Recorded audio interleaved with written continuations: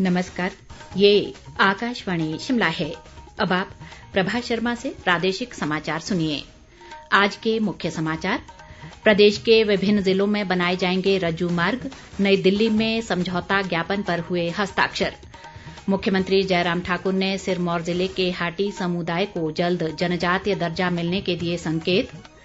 केंद्रीय शिक्षा मंत्री धर्मेंद्र प्रधान ने कहा, हिमाचल की विषम परिस्थितियों में इग्नू का दूरस्थ शिक्षा में अहम योगदान। और तकनीकी शिक्षा मंत्री रामलाल मारकंडा के अनुसार राज्य सरकार तकनीकी शिक्षा पर दे रही विशेष बल। अब समाचार विस्तार से। प्रदेश में रज्जू मार्गों के विकास के लिए राष्ट्रीय राजमार्ग प्रबंधन लिमिटेड और हिमाचल प्रदेश रज्जू मार्ग व तीव्र परिवहन प्रणाली विकास निगम लिमिटेड के बीच समझौता ज्ञापन हस्ताक्षर हुए हैं। नई दिल्ली में आज केंद्रीय सड़क परिवहन मंत्री नितिन गडकरी और मुख्यमंत्री जयराम ठाकुर की उपस्थिति में ये हस्ताक्षर किए गए। इस अवसर पर मुख्यमंत्री ने कहा कि शुरुआत में कांगड़ा, कुल्लू, चंबा, सिरमौर और बिलासपुर जिलों में रज्जू मार्ग परियोजनाओं के निर्माण की संभावनाएं तलाशी जाएंगी। इन परियोजनाओं पर करीब 2264 करोड़ रुपए की लागत आएगी। ऊर्जा मंत्री सुखराम चौधरी और मुख्य सचिव राम सुभग सिंह भी इस दौरान मौजूद रहे। मुख्यमंत्री जयराम ठाकुर ने सिरमौर जिले के हाटी समुदाय को जनजातीय दर्जा मिलने की मांग जल्द पूरा होने की संभावना जताई है। उन्होंने कहा कि केंद्र सरकार इस संबंध में एक अनुकूल निर्णय ले सकती है। नई दिल्ली में आज मीडिया से बातचीत में उन्होंने कहा कि इससे ट्रांसगिरी क्षेत्र की करीब 154 पंचायतों के 3 लाख लोग लाभान्वित होंगे। उन्होंने कहा कि सिरमौर जिले की सीमा से सटे उत्तराखंड में हाटी समुदाय को जनजातीय दर्जा प्राप्त है। इससे पहले मुख्यमंत्री जयराम ठाकुर ने ऊर्जा मंत्री सुखराम चौधरी सहित अन्य नेताओं के साथ केंद्रीय गृह मंत्री अमित शाह से भी भेंट की। उन्होंने हाटी समुदाय को जनजातीय दर्जा देने के मामले को उपयुक्त स्तर पर उठाने के लिए केंद्रीय मंत्री का आभार जताया। देश भर में प्रधानमंत्री जनधन योजना के तहत पिछले 7 वर्षों में 45 करोड़ से अधिक बैंक खाते खोले गए हैं। इन खातों में करीब 1 करोड़ 68 लाख रुपए जमा हैं। प्रधानमंत्री नरेंद्र मोदी ने 15 अगस्त 2014 को जनधन योजना शुरू करने की घोषणा की थी, जिसे 28 अगस्त 2014 को लॉन्च किया गया। योजना के तहत अब तक 31 करोड़ 64 लाख रुपए कार्ड जारी किए गए हैं। केंद्रीय शिक्षा व कौशल विकास मंत्री धर्मेंद्र प्रधान ने कहा है कि हिमाचल प्रदेश की भौगोलिक व विषम परिस्थितियों में इग्नू का दूरस्थ शिक्षा में अहम योगदान रहा है। शिमला में आज इग्नू के दीक्षांत समारोह में उन्होंने कहा कि उच्च शिक्षा के प्रसार में भी विश्वविद्यालय ने महत्वपूर्ण भूमिका निभाई है। केंद्रीय मंत्री ने इग्नू द्वारा तैयार की गई अध्ययन सामग्री और विद्यार्थी सहायता सेवाओं के उत्कृष्ट संचालन की भी सराहना की। समारोह में करीब 150 विद्यार्थियों को डिग्रियां व डिप्लोमे प्रदान किए गए। इग्नू के क्षेत्रीय निदेशक जोगेंद्र कुमार यादव ने विश्वविद्यालय की विभिन्न शैक्षिक गतिविधियों की जानकारी दी। शिमला शहर के सौंदर्यीकरण के लिए अमृत मिशन के तहत 283 करोड़ रुपए खर्च किए जा रहे हैं। शहरी विकास मंत्री सुरेश भारद्वाज ने शिमला शहर के बैनमोर वार्ड में आज विकास कार्यों के शुभारंभ अवसर पर कहा कि शहर को वर्ष 2050 तक पानी की उपलब्धता के लिए सरकार ने 1813 करोड़ रुपए की पेयजल योजना शुरू की है। इसके तहत सतलुज नदी से पानी उठाया जाएगा। भारद्वाज ने बताया कि आईजीएमसी शिमला में 700 गाड़ियों के लिए पार्किंग बनाई जा रही है, जिससे मरीजों के तीमारदारों को लाभ मिलेगा। बाद में शहरी विकास मंत्री ने शिमला ग्रामीण की कोट पंचायत में भी विकास कार्यों का शुभारंभ किया। उद्योग मंत्री बिक्रम ठाकुर ने पंचायतों के विकास के लिए जन सहयोग को बढ़ावा देने की जरूरत पर बल दिया है। जसवां परागपुर विधानसभा क्षेत्र के अधिकारियों के साथ एक बैठक में उन्होंने सरकार की योजनाओं का लाभ आम लोगों तक पहुंचाने पर भी बल दिया। उद्योग मंत्री ने अधिकारियों को विकास कार्यों में गुणवत्ता का विशेष ध्यान रखने के निर्देश दिए। उन्होंने परागपुर में करीब 400 लाभार्थियों को लगभग 69 लाख रुपए की सहायता राशि के चेक भी वितरित किए। विधानसभा उपाध्यक्ष हंसराज ने कहा है कि केंद्र सरकार के वर्तमान कार्यकाल में देश का किसान काफी सुदृढ़ हुआ है। आजादी का अमृत महोत्सव के तहत चंबा जिले के सरू में आज जिला स्तरीय किसान मेले में उन्होंने कहा कि राज्य सरकार ने भी विभिन्न योजनाओं के माध्यम से किसानों को लाभान्वित किया है। हंसराज ने बताया कि आगामी समय में प्रदेश में कृषि व बागवानी क्षेत्र में नई क्रांति लाई जाएगी। तकनीकी शिक्षा मंत्री रामलाल मारकंडा ने कहा है कि राज्य सरकार तकनीकी शिक्षा पर विशेष बल दे रही है।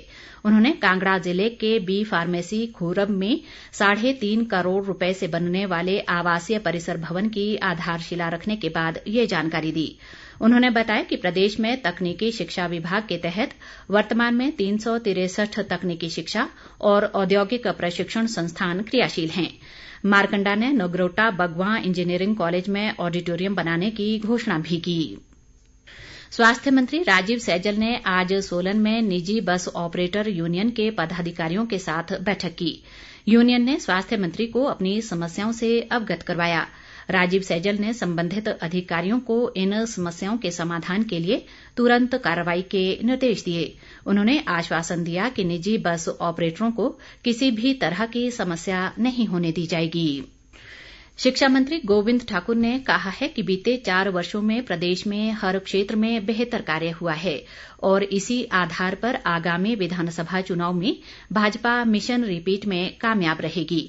कुल्लू में आज भाजपा कार्यसमिति की बैठक में उन्होंने कहा कि वर्तमान कार्यकाल में कुल्लू जिले में भी सभी क्षेत्रों का एक समान विकास सुनिश्चित किया गया है। इस अवसर पर भाजपा के जिला प्रभारी बिहारी लाल शर्मा ने आने वाले दिनों में पार्टी द्वारा चलाए जाने वाली गतिविधियों की जानकारी दी।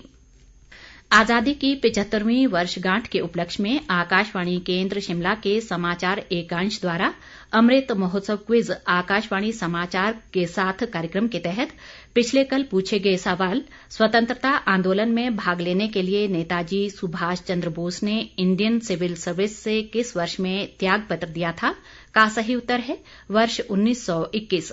सही उत्तर देने वाले विजेता हैं सोलन जिले की अर्की तहसील के लोहारा गांव निवासी हीरादत्त शर्मा। विजेता का चयन लकी ड्रॉ से किया गया है। विजेता को हिम ऊर्जा के सहयोग से पुरस्कार और प्रमाण पत्र प्रदान किया जाएगा।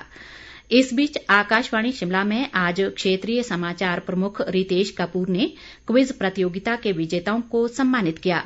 विजेता प्रतिभागी डॉक्टर सोनिया कश्यप और प्रोफेसर देव नेगी ने आकाशवाणी के साथ अपने विचार साझा किए। मेरा नाम डॉक्टर सोनिया कश्यप है। मैं चौड़ा मैदान शिमला की रहने वाली हूँ। मैं आजादी का अमृत महोत्सव क्विज की विनर हूँ और मैं बचपन से आकाशवाणी के समाचार और बाकी कार्यक्रम जो है सुनते आई हूँ। ये सुनकर मुझे बहुत अच्छा लगता है और मुझे लगता है कि सबको ये सुनना चाहिए। इससे हमारे प्रदेश में क्या हो रहा है उसके बारे में हमें विशेष जानकारी मिलती है। मेरा नाम डॉक्टर देव कुमार नेगी है। मैं जिला किन्नौर के काफनू गांव का निवासी हूं। आकाशवाणी शिमला द्वारा आयोजित अमृत महोत्सव का मैंने क्विज कंपटीशन में भाग लिया और मैं विनर हूं। मैं आकाशवाणी का बहुत धन्यवादी हूं कि आकाशवाणी द्वारा क्विज कंपटीशन के माध्यम से लोगों को स्वतंत्रता संग्राम के सेनानियों ने जो भी पार्टिसिपेशन किया उनके बारे में हमें पता चलता है। मैं आकाशवाणी परिवार का तहे दिल से धन्यवादी हूं। प्रदेश श्रम व रोजगार विभाग द्वारा कांगड़ा जिले में सुलह क्षेत्र के परौर में आज रोजगार मेला लगाया गया। मेले के शुभारंभ पर विधानसभा अध्यक्ष विपिन परमार ने कहा कि युवाओं को घर द्वार पर रोजगार के अवसर दिलाने के लिए सरकार द्वारा इस तरह के मेले आयोजित किए जा रहे हैं। उन्होंने कहा कि पिछले 4 वर्षों में रोजगार मेलों के माध्यम से 16,000 से अधिक युवाओं को निजी क्षेत्र में रोजगार के अवसर प्रदान किए गए हैं। प्रदेश युवा कांग्रेस ने पेयजल समस्या को लेकर आज शिमला शहर में प्रदर्शन किया। युवा कांग्रेस के राष्ट्रीय महासचिव अमरप्रीत लाली और प्रदेश युवा कांग्रेस अध्यक्ष निगम भंडारी के नेतृत्व में कार्यकर्ताओं ने कांग्रेस कार्यालय से लेकर उपायुक्त कार्यालय तक रैली निकाली। निगम भंडारी ने कहा कि मार्च के महीने में जल संकट ने 14 वर्षों का रिकॉर्ड तोड़ा है। उन्होंने शहर में जल संकट के लिए राज्य सरकार व नगर निगम प्रशासन की लापरवाही को जिम्मेदार बताया। आजादी के अमृत महोत्सव के तहत ऊना जिले में इस वर्ष 15 अगस्त तक 75 अमृत सरोवर बनाए जाएंगे। उपायुक्त राघव शर्मा ने बताया कि इन सरोवरों का निर्माण कार्य शुरू कर दिया गया है। इसके तहत 1 हेक्टेयर क्षेत्र में 10,000 क्यूबिक मीटर तक जल भंडारण टैंक बनाकर प्रत्येक सरोवर तैयार किया जाएगा। उन्होंने कहा कि अमृत सरोवर निर्माण को लेकर सभी खंड विकास अधिकारियों को जरूरी दिशा निर्देश दिए गए हैं। अंत में मुख्य समाचार एक बार फिर। प्रदेश के विभिन्न जिलों में बनाए जाएंगे रज्जू मार्ग, नई दिल्ली में समझौता ज्ञापन पर हुए हस्ताक्षर। मुख्यमंत्री जयराम ठाकुर ने सिरमौर जिले के हाटी समुदाय को जल्द जनजातीय दर्जा मिलने के दिए संकेत। केंद्रीय शिक्षा मंत्री धर्मेंद्र प्रधान ने कहा, हिमाचल की विषम परिस्थितियों में इग्नू का दूरस्थ शिक्षा में अहम योगदान। और तकनीकी शिक्षा मंत्री रामलाल मारकंडा के अनुसार राज्य सरकार तकनीकी शिक्षा पर दे रही विशेष बल। इसी के साथ ये समाचार बुलेटिन समाप्त हुआ। नमस्कार।